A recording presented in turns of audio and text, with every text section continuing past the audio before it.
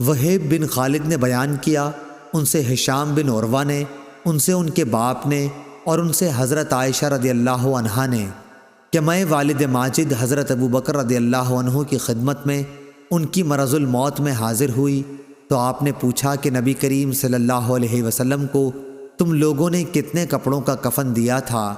حضرت عائشہ رضی اللہ عنہا نے جواب دیا کہ 3 سفید دھلے ہوئے کپڑوں کا۔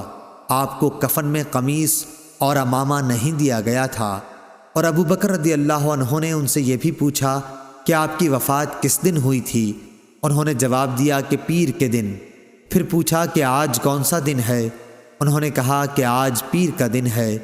آپ نے فرمایا کہ پھر مجھے بھی امید ہے کہ اب سے رات تک میں بھی رخصت ہو جاؤں گا۔ اس کے بعد آپ نے اپنا کپڑا دیکھا جسے مرض کے دوران میں آپ پہن رہے تھے۔ اس کپڑے پر زعفران کا دھبا لگا ہوا تھا۔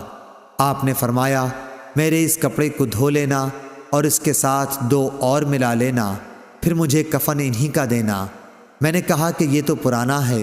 فرمایا کہ زندہ آدمی نئے کا مردے سے زیادہ مستحق ہے، یہ تو پیپ اور خون کی نظر ہو جائے گا۔